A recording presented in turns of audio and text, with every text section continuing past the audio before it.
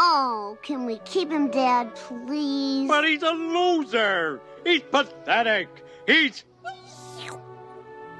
a Simpson. When it comes to talking about The Simpsons, there are many characters that come to our minds. There are some that are animals and some that don't really need to speak to make an impression. But one of the most underrated characters that I feel never gets talked about enough, but always found quite interesting, is the adorable Simpsons pup, Santa's Little Helper. Whenever I watched The Simpsons as a kid, I loved when Santa's Little Helper would appear on screen, even if he only had a few seconds. And what makes Santa's Little Helper such a unique character is that he isn't anthropomorphized like most cartoon dogs, but is instead very clearly a dog, a regular dog. But I always felt like us as fans never really knew anything about him. He's usually always seen in the background of most episodes, where sometimes it's almost easy to forget about the dog. And the only one who's ever really shown to love him is Bart. But despite appearing occasionally throughout the Simpsons 30 plus seasons, there's actually been quite a few episodes that focus on Santa's Little Helper. Whereas in cartoons, dogs are usually humanized, Matt Groening prefers that animals act realistic, which is why he doesn't talk and acts more like a real dog. Santa's Little Helper has been with the Simpsons since the very beginning, but you might be wondering, why does this greyhound have such a long name to begin with? This is because when the writers were writing the first episode, they had everything written but the dog's name, and since it was a Christmas episode, they were looking for something that was Christmas related. Aldrin later talked about why they went with this name. We needed a name that would inspire Homer to bet on him, an omen, a Christmas name since he was betting on Christmas Eve. But at that point, nobody was thinking long term. We weren't considering what might happen in 10 years when we gotta use this name. I love that dog, but that is one long stupid name. Even though Santa's Little Helper couldn't run a race to save his life, he did save Christmas for The Simpsons. The introduction of Santa's Little Helper meant so much more for the series as a whole, but even though this was the first episode to air, it actually wasn't the first to be produced. This is because there was animation problems with the other episodes, and I was able to catch that the first episode looked cleaner around the edges than the others that came after it looked more rough and rubbery. Even Dan hadn't quite nailed Homer's voice yet, and the intro liked the cast as Bart skated by. Aldrin later himself said, "That was the 8th show created, but it aired first, so when the next 7 didn't have the dog, people wondered why." This is why after the first episode, he doesn't appear again until the 9th episode, Creps of Wrath, appearing at the beginning, only having about 20 seconds of screen time. Some of the episodes that focus on Santa's Little Helper come from reality that the staff have gone through with their dogs or have been inspired by pop culture films. He can often be shown in minor appearances chewing on newspapers, destroying furniture, and digging holes in the backyard. You know, things that a regular dog would do. The dog has been neglected and treated unfavorably by the family in some episodes, which makes it feel like they don't always have a relationship with their dog. But while the Simpsons have shown that they really do care about their pup, out of everyone, I think the dog has the best relationship with Bart. As I mentioned earlier, Bart is the one who seems to love his dog the most, that people often say he's the owner. Besides Homer and Marge, I think Bart and Santa's Little Helper probably have the best relationship of any characters in the whole series. I think one of the best episodes that gives us moment to moment on their boy-dog relationship is probably Bart's dog gets an F and Who Shot Mr. Burns. We have moments of Bart sharing ice cream with his dog in the treehouse and Bart saving it from getting sent away. Moments that are heartwarming but not particularly over the top. Then moments of them getting blasted by oil. Bart then spends the rest of the episode being sad about SLH's injuries.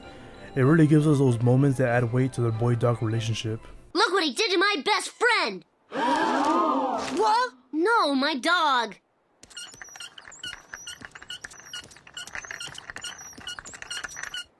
Whenever they write episodes for Santa's Little Helper, they write the character in the same way they write for Homer, as these two share several characteristics traits as noted by John Swartzwelder that include both being loyal, both having the same emotional range, and both will growl and possibly stab you try to take their food. The two have also shown to have a close buddy bond, and SLH will often join Homer on bro activities, but on a few occasions, Homer is also shown to be abusive to SLH and even strangle him the same way he strangles Bart. You broke our deal! We had an oral contract! Stop it! Stop it! Stop it! Now, Santa's Little Helper raises another key issue. There have been several episodes that focus on Santa's Little Helper, but Snowball II since the beginning of the series always seems to fade into the background, to the point of being seen so rarely that it's easy to forget that they even have a cat. They never get a cat in an episode that focuses on her like the ones we got with SLH.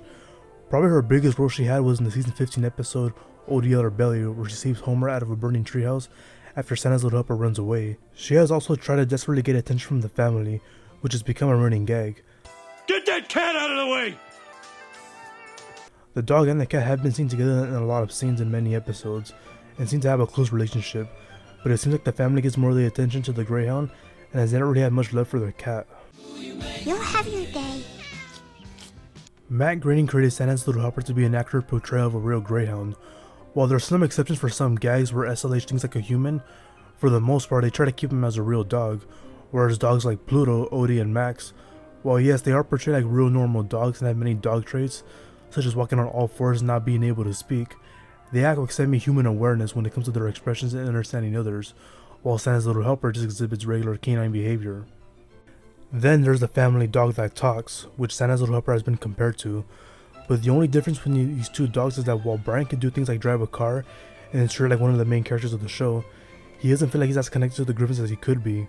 And what I mean by that is while SLH loves his entire family unconditionally, at times it feels like Brian might care about some members of his family, but he doesn't seem as invested in everyone. In an article that compared The Simpsons to Family Guy, one critic noted that, though Santa's Little Helper may be the only Simpson who's dumber than Homer, the Griffin's pooch, Brian Griffin, is the brainiest member of the household. But unlike Brian, Santa's Little Helper is just a normal dog. God, I can't believe I got stuck taking their stupid dog for a walk. Stupid? Well, I don't know. I think he's kind of fun. What, are you kidding? He doesn't do anything. You know, it's not his fault, though. He doesn't know any better. He's been on a leash his whole life. To me, Santa's Little Helper was more like the dog you'd see in live-action family sitcoms you saw in the 90s, which a lot of these dogs were just there to give you an idea of how the American family lived having the dog, and would mostly be seen in the background and would only appear when there needed to be a quick dog joke. Buck, get off the couch. When was the last time you did that, Peg? Because the staff choose for him to act like a real dog, I feel like the writer struggled to write for him and don't know where to put him. Now before I continue on with this video, I want to make one thing clear. I love Santa's Little Helper. I love dogs. This is one of the reasons why I've been wanting to make this video. Some of my favorite episodes are actually the ones that focus on Santa's Little Helper. Part of my favorite SLH episodes have to be Season 3's Dog of Death, which I think is the best written episode about him, and Season 31's The Way of the Dog. I actually really enjoy this episode, and I think it's one of the best episodes to come out of modern Simpsons, and I feel like it makes an attempt to do a serious backstory of the character, and I highly recommend checking it out for anyone who hasn't watched it yet. I just feel like the main problem with Santa's Little Helper is because they choose to keep him as a real dog, and most episodes he rarely shows up any other time, and when he does, it's either for a stupid dog joke or the family exploiting him. But when they try to do a spotlight with him, we don't buy that the family, or at least Bart, loves his dog so incredibly much like the show expects us to. It's like everyone's content to kick the dog for a laugh, except when the plot requires it to turn like the most precious thing in the universe. Nathan Rabin of the AV Club even criticized the dog on that when reviewing the episode Bart's Dog Gets an F. As cartoon dogs go, Santa's Little Helper is spectacularly unspectacular. In a realm of aggressively anthropomorphic canines, some of whom admittedly have strong speech impediments, he doesn't talk or wisecrack or engage in shenanigans. His abilities and powers begin and end with masticating, defecating, and regular napping. You know, just like a real dog. Consequently, episodes devoted to Santa's Little Helper tend to be a little on the sleepy side. Even the Simpsons Christmas special that launched the series. So yeah, I feel like SLH is very hard to write for because he doesn't have any dialogue and has less personality compared to other cartoon dogs. But at the same time, I feel that's what makes him such a unique character. In most episodes where he makes his minor appearances, he usually only has a screen time of 10 seconds or less. Sometimes he'll appear at the beginning and at the end of each episode. He'll have about a minute of screen time, but it's mostly only for a couple seconds, and it just makes me give him a bigger role in the show. Another thing that kind of bothered me as a kid was how SLH was pretty much absent from the Simpsons movie. He never got a big role throughout the whole movie, only appearing in 2 scenes, 3 if you count the deleted scene at the end. He only appears during the mob scene and at the very end, only having about 12 seconds of screen time. Like maybe they could have at least shown SLH and Spider-Pig interacting with each other. There was literally episodes where the Simpsons would get another pet for one episode, and the dog and the cat would desperately be trying to get the family's attention. Or they could have shown what SLH was doing to survive in Springfield while the family was out in Alaska. Like what, did they just forget about their dog the whole time they were in Alaska? That's kind of douchey. This is why with talks that there's a sequel in the works, I do hope that they give Santa's Little Helper a much bigger role in the sequel or give him more screen time. I even think he would work perfectly having his own series of shorts on Disney+, especially since he doesn't need any dialogue. Maybe even starting alongside Maggie, since throughout the show, they've shown to have a close bond. Now while I haven't seen all the newest shorts on Disney+, there are a few that are good, but I stopped caring for them when they started doing those awful tie-in shorts. I personally enjoy the ones that focus on Maggie more, so it'd be nice to give some spotlight to Santa's Little Helper. So I feel that's the problem with Santa's Little Helper. On the surface, SLH doesn't seem like a deep character at all, but when you look into him, you really appreciate him. Despite the minor appearances he's made, he still is just as popular as other members of the Simpson family.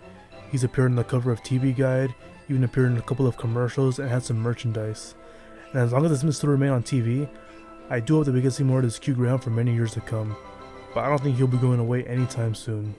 Hey, Marge, wasn't that great when the dog came in here? Oh, yeah, he's really special. I love that dog. I love him, too. Good night. Good night.